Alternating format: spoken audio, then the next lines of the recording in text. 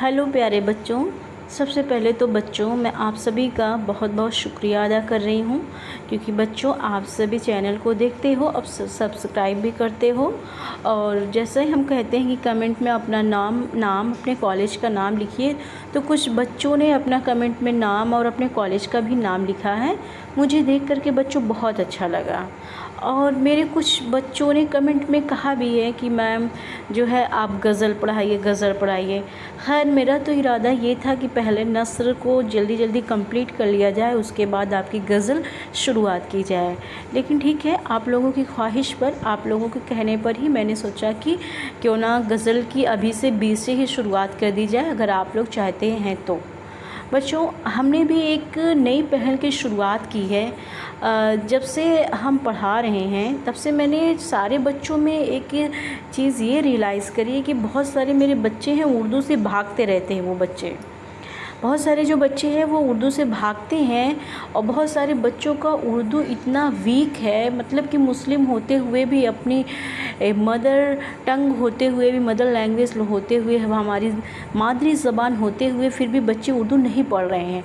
तो यही सब देख करके बच्चों मुझे बहुत अफसोस हुआ। फिर मैंने सोचा एक नई पहल की शुरुआत करते हैं, लेकिन इस नई पहल की शुरुआत में आप सभी का साथ बहुत ही ज़रूरी है।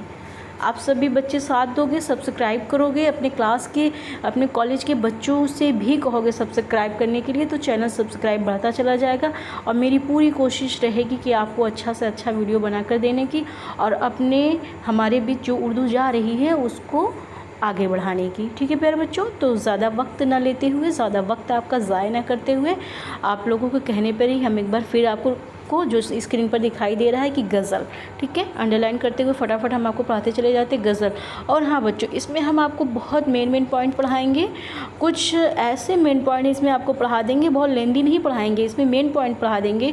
अगर आपने यहाँ पे वो मेन पॉइंट अच्छे से पढ़ लिया तो यकीन मानिए आप लोग इंटर क्लास में जाओगे, BA क्लास में जाओगे, किसी भी क्लास में जाओगे, यहाँ तक कि आप एंट्रेंस करने जाओगे, तब भी आपको ये सारी चीज़ें बहुत इंपॉर्टेंट साबित होगी आपके लिए। ठीक है बच्चों, तो आगे शुरू करते हैं फटाफट। देखिए जैसे आप लोगों को दिखाई दे रहा है गज़ल, तो गज़ल में जो है हम आपको ये बताते हैं कि गज़ल जो हमारा है वो लफ्ज़, देखिए आपको दिख रहा है ना, गज़ल के कई माने हैं। गज़ल के जो है कई माने हम बहुत डिटेल में जल्दी बताएंगे आपको। गज़ल लफ्ज़ के कई माने हैं। गज़ल के एक शेर बच्चों हैं, जो अगर आप कभी भी गज़ल लिखिए तो शुरुआत आप यहीं से करिए। जैसे कि अगर आपका पेपर में आता है कि जवाबात नंबर 1 2 जो भी है, आप पहले सवालों के जवाब लिखेंगे कि जवाबात नंबर 1 2 जो भी आपका गज़ल पे आता है, फिर उसी के नीचे फटाफट आप जो है ये लिखेंगे कि जैसे आपका है, शुरू करने जा रहे हैं आप, तो आप यहाँ से शुरू करिए।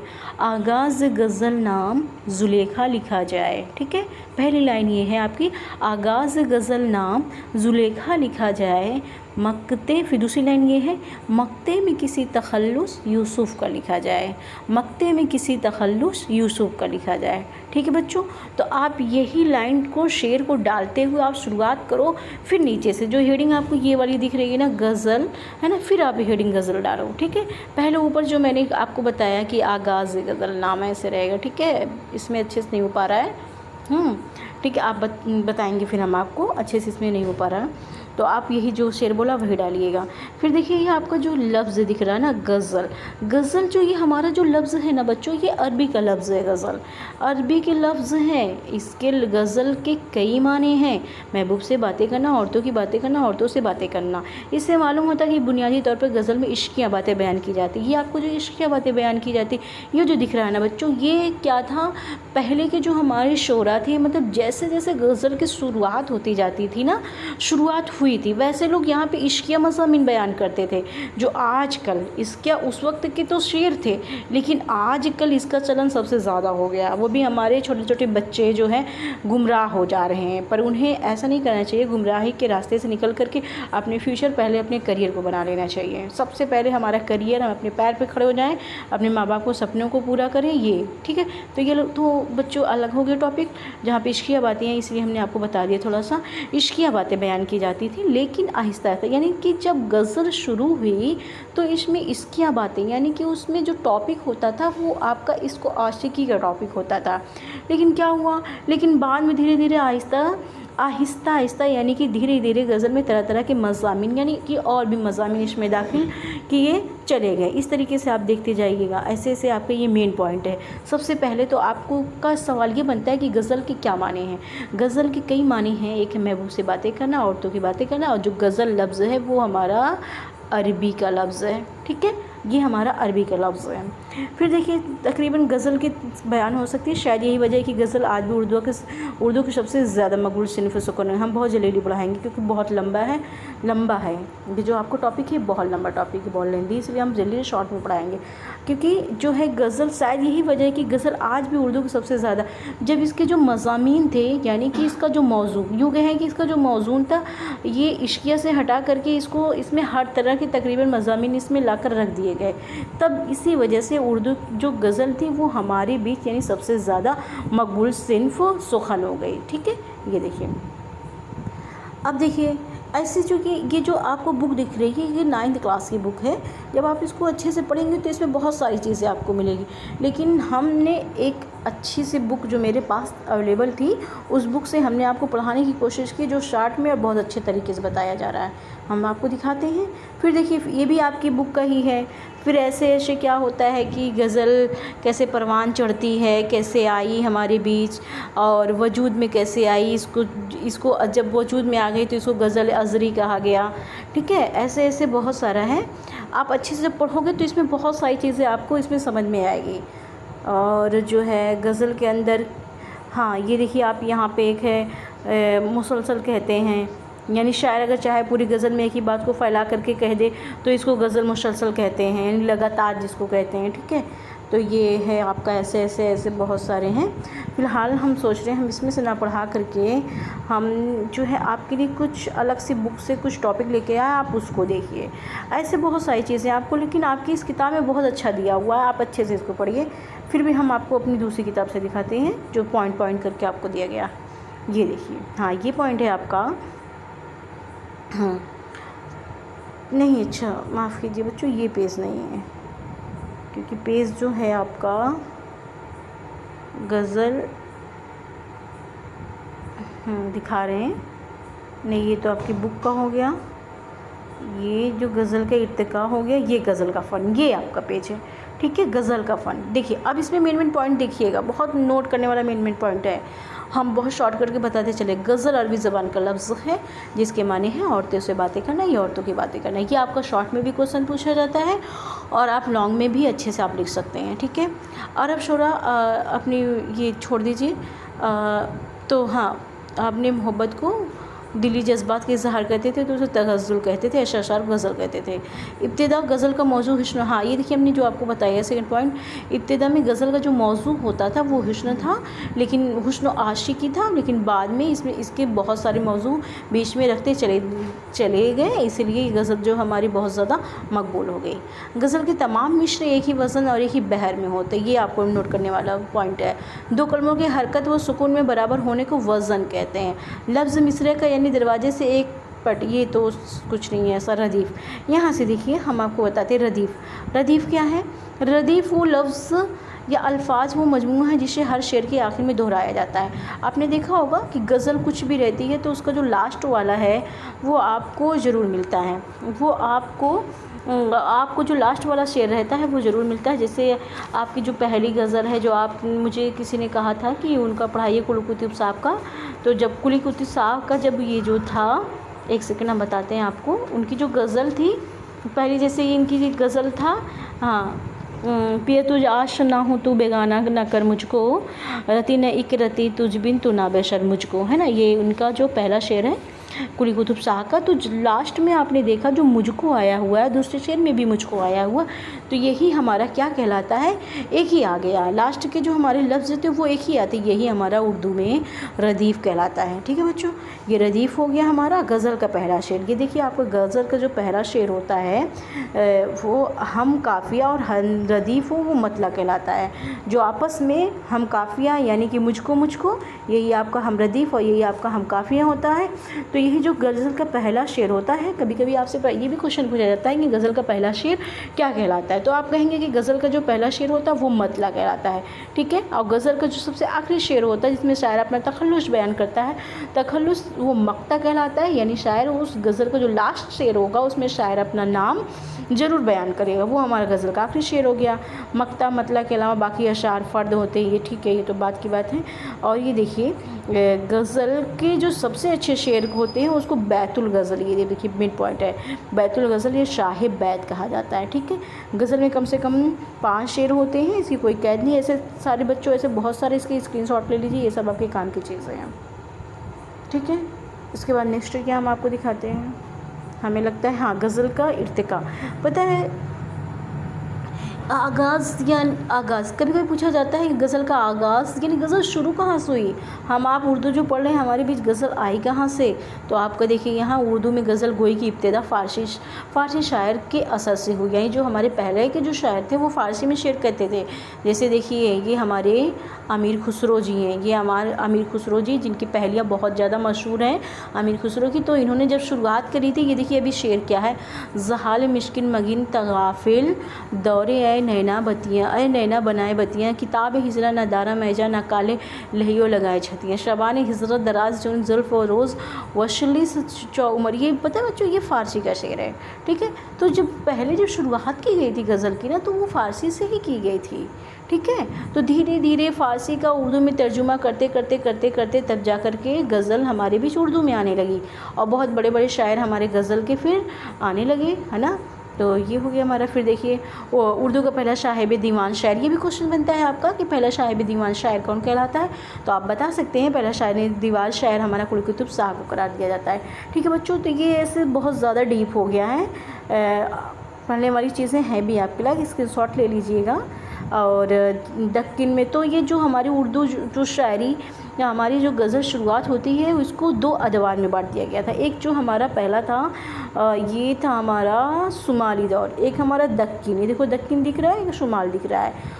2 जगहों से हमारी उर्दू आगे बढ़ती चली गई, हमारी शायरी भी इससे आगे बढ़ती चली गई, ठीक है। तो इस तरीके से आपका फिर देखते हैं क्या है।